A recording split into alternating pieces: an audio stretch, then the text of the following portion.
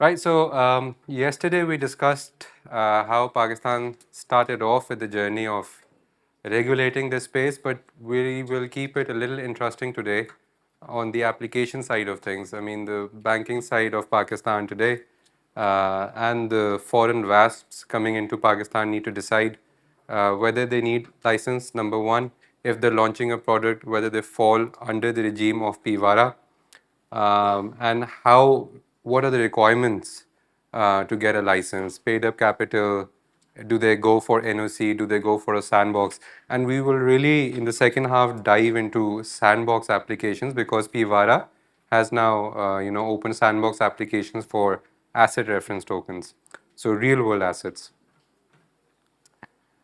Right. Just as a quick recap, we discussed how we now have PVARA as a regulator under the Virtual Assets Act. We know that PVARA is accepting no objection certificate applications from foreign WASPs, not local virtual asset service providers yet. They published what are called as NOC regulations, which are drafted such that they are targeting foreign WASPs right now. So the ecosystem can be built. It's a phased out approach. It's a very sensible approach. State Bank of Pakistan recently a big shift from 2018 where they said banks could not bank virtual asset service providers now allow for WASPs to open bank accounts provided that the WASP have an NOC. Um, we'll go into a lot of products. I will be facilitating some questions if they're related to any current slides, but towards the end of the session, Khalique and I will be taking questions. There are three things which any entity, any founder, any chief executive needs to answer first. If you're offering a service, whether it falls under a virtual asset service itself as defined in our act, as defined in our legislation. It's very simple. The legislation itself has been drafted by PVARA in a manner that they've put in all the services under a schedule. This schedule 1 is dedicated for those services. Now you just need to have an understanding of those terminologies as we've been discussing since yesterday over here by our speakers and panelists. That's number one important thing which we need to do. Second question we need to answer, and we were discussing this yesterday in our session and in some other sessions and panel talks as well. Will the PVARA Act apply to us? How will we know if it applies to us? How will the foreign WASPs know that the act applies to them? And how will the local banks know that if they're entering into agreements with, and we see these announcements of MOUs and agreements coming from banks with foreign WASPs, whether those partners need to have a license or not, right? So the key terms is that whether the service is being provided in or from Pakistan. Now this wording has been borrowed from Dubai's VARA legislation itself, and we'll get into it. And third, the asset itself, right? So we need to not all virtual assets provided in a certain business case need to have a license from PVARA, right? So we need to do a deep dive into our product and business case as well and see if all these three are satisfied, then only you would need a license. There are a few business cases over here just to give an idea of what kind of virtual asset services would require a license, right? So CEX is essentially central exchange like Binance, OKX, Coinbase. We've been discussing this, and then what I want to highlight and emphasize upon is that it's not just one license category for everything, right? It's not like you say that Binance is coming in as an exchange, so okay, they're going to get an exchange license. Sure, they will apply for a license as an exchange as their primary category, but they might need other Schedule 1 categories, and how will we cover that? How does the Act cover it? And how will we make sure that PVARA, allows them to do other things along with their primary business of being an exchange? What I mean is that let's assume that any exchange existing in the world comes to Pakistan and offers its services. It will be an exchange. That's the simple answer. But will it have custody of crypto wallets, for example? Will it allow users to hold their crypto assets in their own wallets? Will it allow transfers within different users? There are different categories of licenses. So, does that mean that you would need to apply for every single category? Or will you apply for one main category and you will get ancillary allowances for different services? For example, it's next to impossible for an exchange to operate without custody, or a broker dealer as well for that matter, right? So what we are waiting now as lawyers is we're waiting for PVARA to give us some regulations on licensing regime itself, as to what the regulations would say about each Schedule 1 category itself. There's a lot of work happening in the background right now. It's not that simple. People were asking yesterday why, we're waiting for this or that, and the delays in the process. What I want to emphasize is that every category needs its own regulations, but more importantly, there are compliance matters which need regulations from PVARA itself. So you can imagine the work going on in the background, which PVARA must be doing in order to create an enabling environment and a secure environment. So, you know, I don't think we need to go to all of the product types, but asset tokenization platform again is something which we will get into for our sandbox, which Khalique will lead.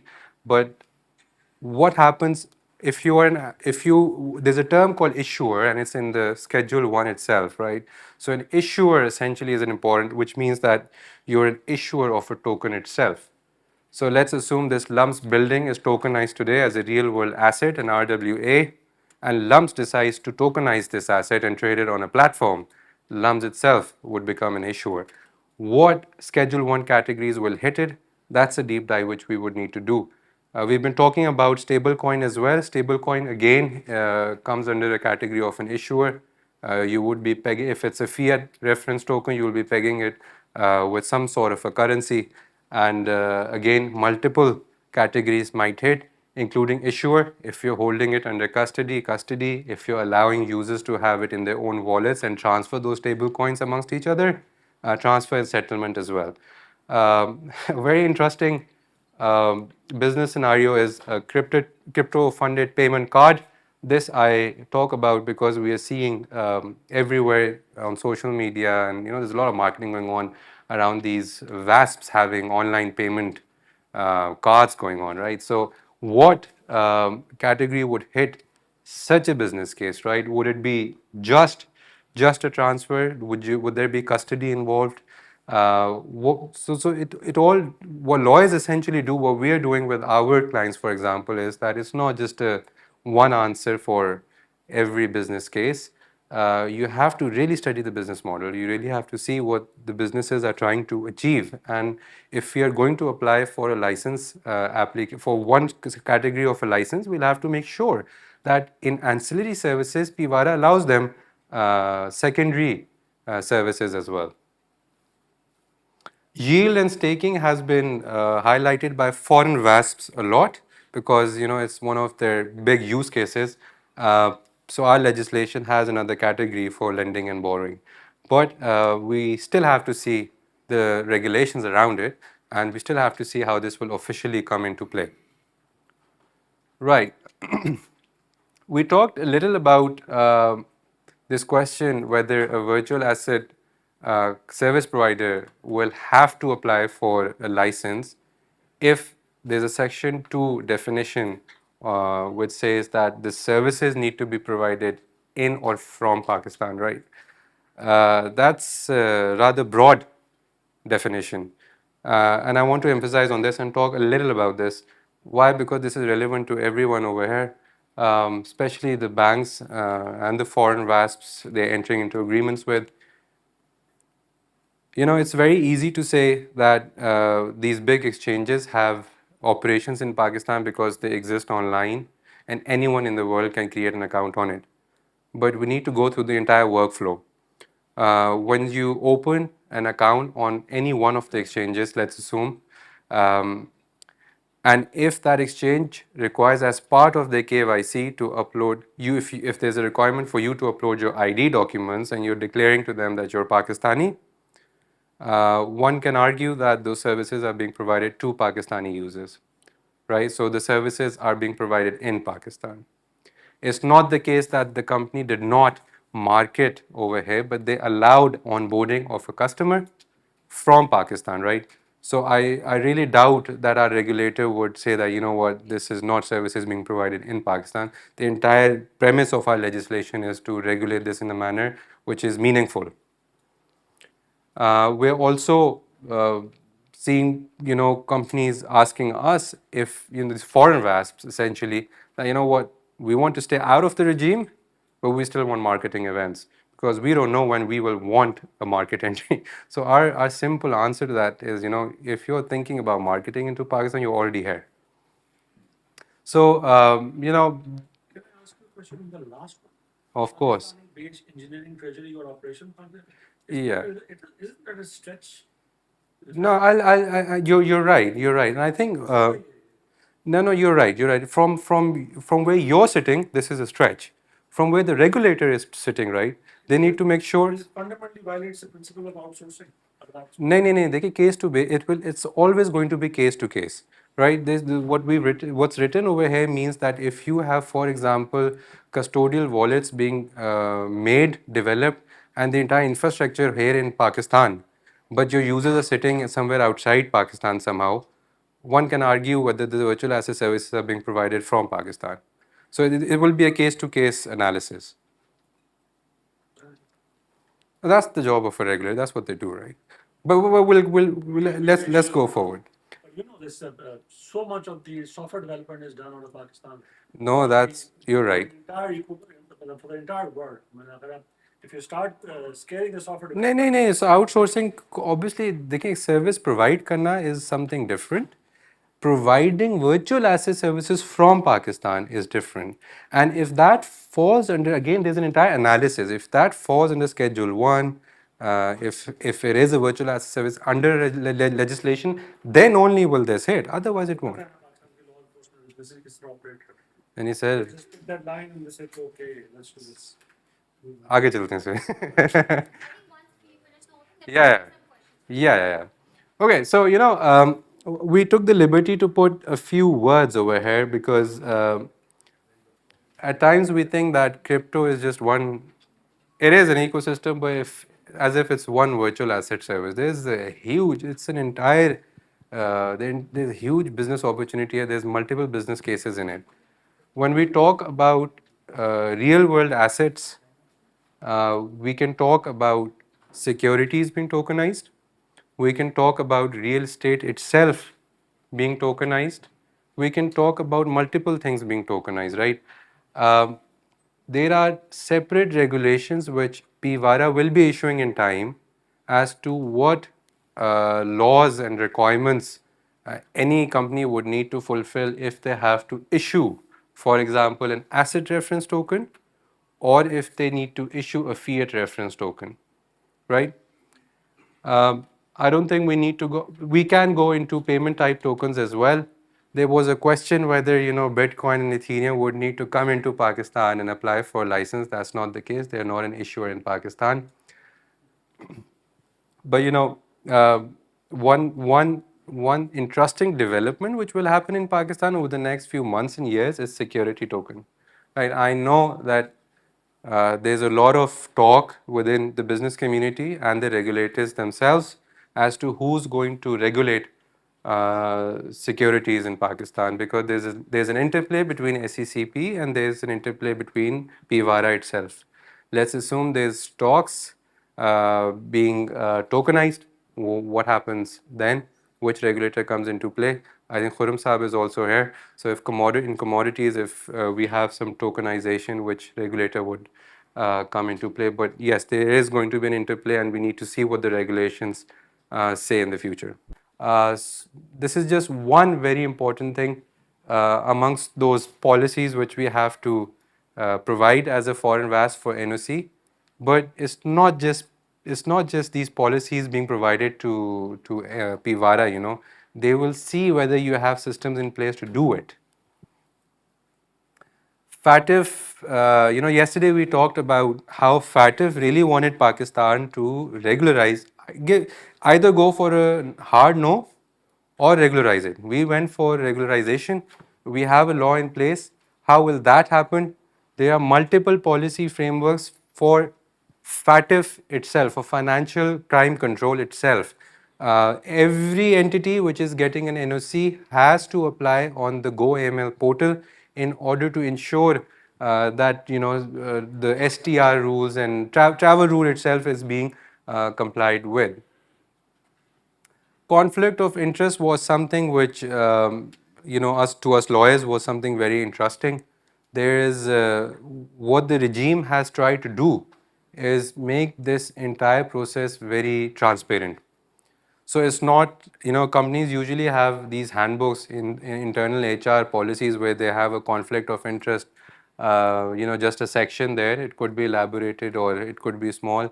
We do it all the time for companies. But for VASPs, there needs to be a certain criteria which has to be followed. And again, this has been somewhat explained in the NOC regulations. Why I mention this is because when the licensing regime itself comes, when more regulations come in, these regulations will form the basis for the new players, the banks applying for licenses or the new founders applying for licenses to have their systems in place which comply with the policies already in place. So, in the banking industry or in the fintech industry, NBFCs, for example, there is a term known as fit and proper check, which the banking industry is very they know about this term. The same thing has been borrowed from our own legislation, and it has been used by PIVARA in our act to ensure that the key individuals, a term called key individuals in our act, amongst the key individuals, in our opinion, as for us lawyers, the most important position it seems is the MLRO, the money laundering officer position. But again, there's a criteria, fit and proper check, which needs to be followed. The banking industry understands this really well, but new entrants in the market would need to study this. For operational resilience, the the act itself does not specify the standards, but it would be as good practice if the act does not specify what standards to be used. Just follow the international best practices, and PIVARA would look into it and hopefully, let us through. Khalique, over to you.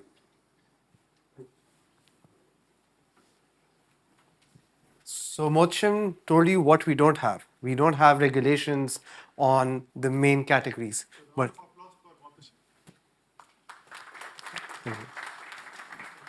so we don't have regulations for different categories like custodians, exchanges, broker dealers. But what we do have now is a regulatory sandbox. Whenever any new regulator comes to formation, the first thing that they try to do is that they want to do a pilot.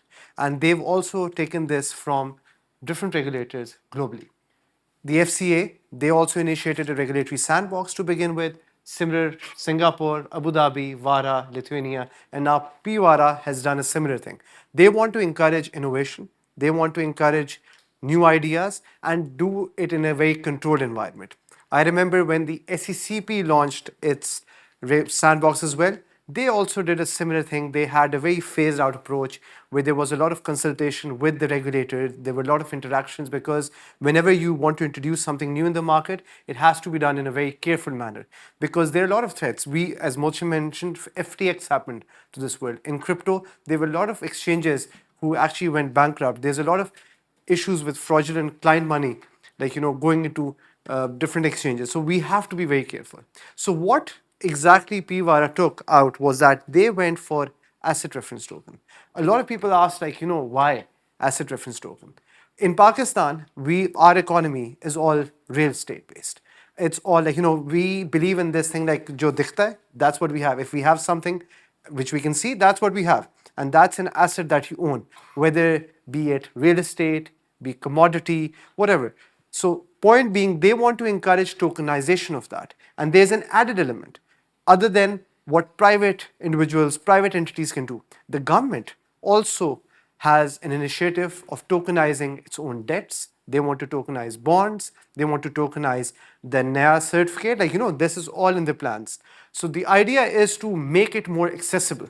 What tokenization really does is that if you cannot buy a whole gold bar, you buy a small part of it. You cannot buy the whole building or an apartment, you buy a small part of it. So the idea was to just push this narrative, encourage this, that make it more accessible. So so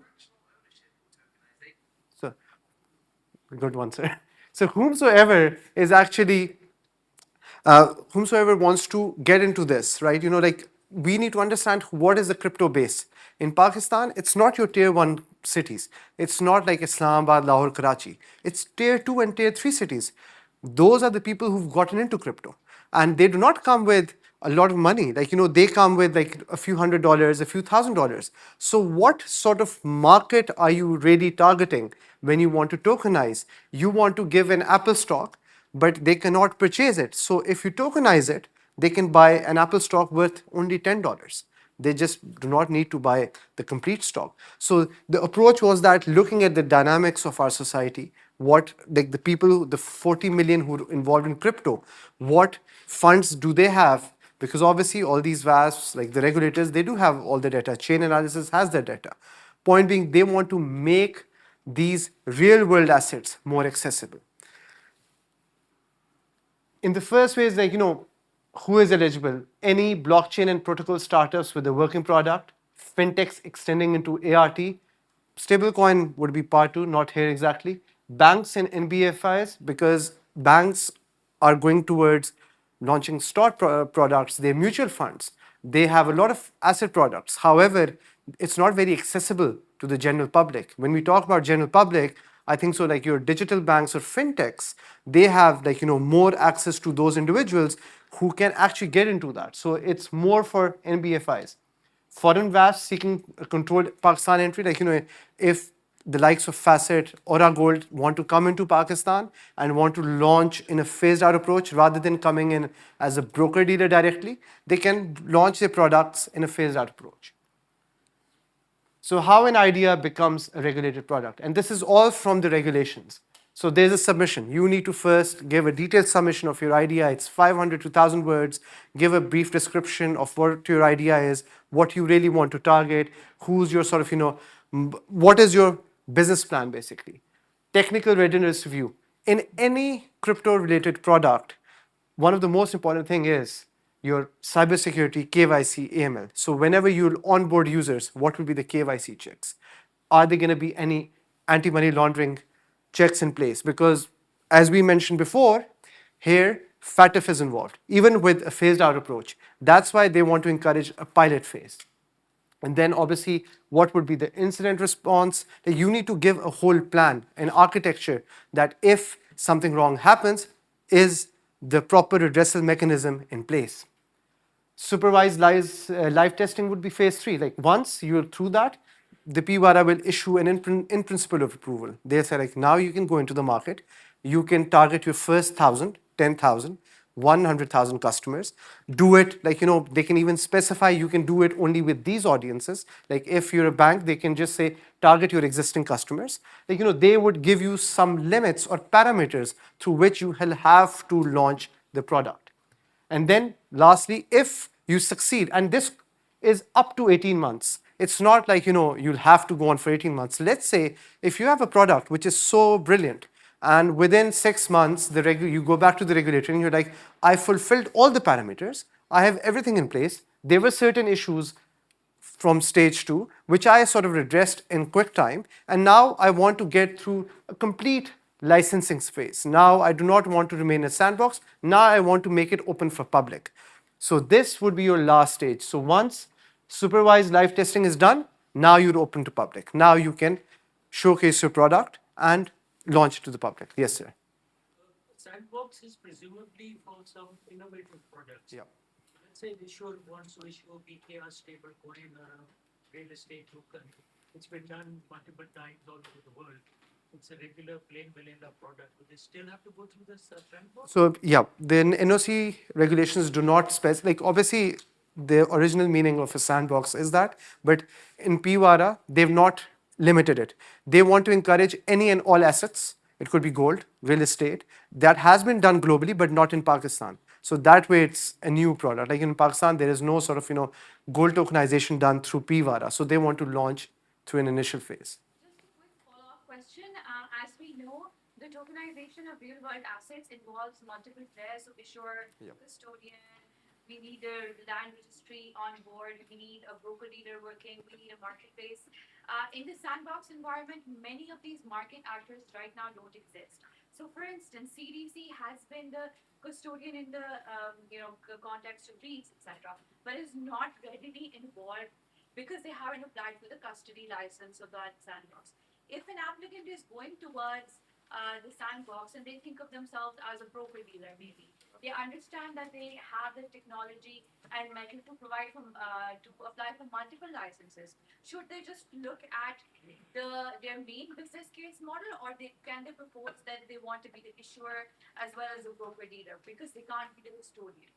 And should they pay? So should the partnerships be ready to pitch, or should they be, or will PWAR help a company sort of foster those partnerships? 100%. Like there are a lot of entities, these global exchanges, like the likes of Binance. They have Cefu as a custodian. They're an issuer like BNB, right? So they have fulfilled the whole ecosystem within one ambit. But the important thing is the regulator gives out separate licenses to each. They do not say like one license will have everything. Segregation is very important. But for sandbox purposes, I feel like one should go for where their strength is. So if you're already in the real estate market, you go as tokenizing that real estate token. Do not get into custody. Custody could be done by a bank. Well, broker dealer could be done by the traditional broker dealers in Pakistan who are already doing something like REITs. So that is something they can pull off. Like, if I were to think a sandbox would include 10, 12 startups to begin with, it would definitely not include only one variation. It would be like 2, 3 would be custodians, 2, 3 would be brokerages, and those entities then could obviously work together. Even with the likes of Binance, for example, today they have an NOC. Tomorrow, even if they get a license, but the question will always remain: who will be their LP, right? Who will be doing custody for them? They will have custody of clients' wallet, but what about their assets custody? So there is always this evolution where there will have to be multiple licenses issued by the regulator to cater to the whole ecosystem. Sir. Okay. Please forgive my naiveness. Okay. Not at all. I'm an asset manager. I manage about 400 billion rupees. I've got about 100,000 clients between equities, fixed income, real estate, ETFs. And the ticket size is 1,000 rupees. So I'm asking myself, should I be tokenizing these assets when the ticket size and the entry point is 1,000 rupees? Out of those 100,000 clients, 20,000 are digitally active. They use my app, they come in, they go out, they buy, they sell, they invest, they redeem. So I'm asking myself, why should I tokenize this when it's already 1,000 rupees? Am I missing something? So the issue is those people who have listed themselves on your platform, it's end of the day, sadly, they want to eliminate you being the middle layer. So they want to have access directly to the customer. So Sorry, repeat again. So if a real estate project is being listed on your platform, if it's tokenized, they can directly list it to the end consumer. They do not need the asset management company to begin with. They want to eliminate the middleman to basically have access to the project, to gold, whatever, whatsoever, directly to the consumer. So the asset management company fulfills the role where they collect money from all those consumers, make a smaller pool, bigger pool, and then put in money, right? Here, if I have a real estate project, I will not have to go to an AMC. I will directly tokenize it, go to consumer and say, here you go, 1,000 rupees, you get 1 square foot. I disagree with you. Sir. As asset managers, we tokenize assets which already exist, and these are already issued. So there are 4 characters. One is the asset owner. Then you have the asset management company. Then you have the custody, which in today's market, there's no software house in Pakistan who provides these kind of technological support. There are international players like Fireblock. These players are there in the market, and they have to be entrenched within the asset management company to provide these services. So asset manage they cannot bypass the asset management No, company. so I'll give you an example. Like, Prepco is a very good example. In UAE, they have tokenized real estate, right? They do not they do not use a platform of an asset management company. They list directly on their own platform that if you want to buy it from us. And that is the way sort of tokenized gold is being sold as well. That is the way tokenized other commodities, and if PMX would also second that. The whole concept of an AMC is that, one, you regulate it, they have trust, that's why they put in money with you. Then they choose, like, whether their money needs to be in a pension fund, mutual fund, whatsoever. That pool is then sent to the consumer. Does not know where his funds, where his 1,000 rupees exactly is going. It is up to the asset management company to do it and then give the returns. That's incorrect. No, that's incorrect. May I he gave the example of crypto. The whole point of tokenizing real world assets in any of these commodities to begin with is to eliminate the layer of the AMCs because which also charge fees. So you provide a very specialized service. It's a consultancy of sorts. You are licensed for it, but you also charge money for it. As compared to this model that has been existing since the past many decades, if you look at the liquidity and the readiness that a retail customer gets when they access, let's say, the website of Pripco, they can choose whether that apartment token they want to buy is of Business Bay or, of Medan or whatever, or even Russell Khaimah. They can pick that token, they can buy it, they can sell it after they see a gain on it. They don't have to pay an intermediary for their consultancy services. That is where the attraction comes for somebody who doesn't have a lot of money. So when we talk about real estate tokens enhancing market adoption, that's essentially what we mean. Faraz Saab, you wanted to? I personally think that primary objective that people that go for fund managers or asset management companies is one more reason that they decide which asset to buy, when to buy, and when to sell. So they try to generate an alpha over the market. So that's one reason. And for his question, I would say that if your variable cost of the custody with the CDC, that the units you are issuing and the redemption processing and everything, if you can eliminate, if you can reduce that cost using the blockchain technology, then blockchain is for you, else it is not there for you. So, At one point, for tokenization of real world assets, it's not about blockchain, it's about operational efficiency. It's about atomic settlements. Like today we have T+1, it can be reduced to 30 seconds. So 100%. that's main. It's Yep. not only blockchain. Please. If I may add, so I sit on the board of a company called Aspen Digital in UAE. It was previously in Hong Kong, now in UAE. It's an asset. The mic, please. Mic. So it's so I think वो explanation may clash produce हो रहा है, so I would like to step in because I represent both the worlds. I'm a TradFi banker who is now an investor in the crypto space as well. Aspen Digital का example दे रहा हूँ only because it fits the bill here. Asset managers will not get disrupted. Yes, the technology is there to do that, but the people by nature want to trust a centralized, regulated, trusted party to help them choose better. But at the same time, the blockchain aspect would make asset managers more efficient. Now, what Aspen Digital does, for example, is it provides a single stop Bloomberg type access to your spot trading, liquidity pools, private deals, research, custody, all of that. And all of that is not inbuilt. Aapne sahi kaha. The Fireblocks of the world exist and they connect through APIs. So I think the message here is that with this regulation coming in and asset managers like yourself gearing up, you can provide so much more to your current base and more. 24 hours a day rather than just when the market's open, just as an example. So I think it's a step up. It's not a clash. It's definitely going to open your TAM more. Thank you so much for that. Just to add, right? So there's a separate category for asset management services in the virtual asset space itself. right? So that's the obvious go-to category for AMCs like yourself, right? So you, if you want to provide the same services you are, but in the virtual asset side of things, you will definitely need to go for that license. It's a separate discussion and it's a separate study into the business case of tokenized assets itself and how you will deal with that and how AMCs generally would deal with that. मेरा ख्याल में आपके asset available options वो पड़ जाए. The Correct. existing asset already AMC में आए हुए हैं, वो हो सकता है efficient. I like that. No, it's this is the last slide. Let it go. It's actually portfolio. This is better. This is a good discussion. Yeah. One more panel is needed. No, but this is a good discussion because obviously the people who are involved in the industry, they can better answer people from the TradFi industry, and maybe from the legal perspective, our answer would be a bit different. And thank you so much for filling in that gap.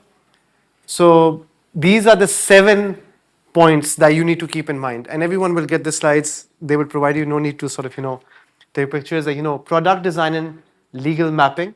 So that is the first condition. You need to have a good business plan. You need to firstly, whenever the regulator sees a sandbox pitch, they need to be convinced that this is something viable for our market. So something could be very viable for, let's say, US or UK, but not for Pakistan. But let's say, from what I'm thinking, anything to do with real estate would be very, very viable for Pakistan. Risk framework, you need to again identify risk. How will you mitigate it? Do you have all proper sort of policies in place, and what will be the escalation triggers? Third would be testing plan with limits. You need to have user caps, so you will only be allowed, let's say, a cap of 10,000, 20,000 per individual to be put in. There would be certain limits. Operational readiness, governance package, how your board will be. Does it fulfill the fit and proper criteria? And do they have any conflicts? Then how regularly you'll be conducting audit? Reporting and oversight commitment. Again, this is also with PURA, every 3 months you'll be submitting your report, audit report to them, giving a compliance report. And lastly would be your exit strategy, like what's your end goal? So this connects with one. So in the product pitch, you need to tell them you're starting off as this, but your end goal is that you want to tokenize the whole real estate market. You're starting off with one project in DHA, but you want to tokenize the whole of DHA. Just giving you a small example. So again, time is finite. It's an 18-month limit. It's not like you will be given more than that. There could be an extension, but ideally, any sandbox idea should incubate within 9 to 12 months or maximum 15 months. If it goes longer, then there would be serious doubts whether this idea or potential does have potential to be launched in the market. So these are again, we'll go on the documents again. These are you would need. I would take questions actually now. We have last 4 or 5 minutes left. Let's go for questions. Yeah, please. I just quickly wanted to ask you, for companies intending to enter into the sandbox, there are lots of requirements and documentation. You pointed out the AML policies and all of that. In terms of readiness, how ready should your systems be? Should you have that policy in place within your organization? Should you have that separate entity incorporated? Should you have that registration with AML? Should you have the partners aligned? Or should you pitch that ABCDs what your policy will look like? Yeah, you should pitch that. This is very different from an NOC. That's why it is way more limited. Within the sandbox regulation, there are annexures. You need to fill out, and those are tick boxes. So they will say, do you have an AML policy in place? You tick that box. It's not as if they will evaluate each and every word. Your first step is whether you are you're fulfilling the commitment that you will do this. Obviously, without being sandbox, why would you spend, let's say, 5 million, 8 million on just infrastructure? It costs a lot. So you need to first be incubated to spend that money. That was also a question with the NOC, that the NOC requirements that were given, they were so extensive that was akin to setting up a VASP. And then you apply for an NOC. What if we do not get an NOC? Then PWARA had to sort of clarify, it's not for new VASP. It's for existing VASP who already have a license elsewhere. So in Sandbox, it would be way less. The criteria and threshold, and it would be a lot of back and forth. You can obviously justify to the regulator, with the AML, CFT, policies are in place. However, once we'll start testing, we'll have the operational readiness as well. We'll have the tech infra as well.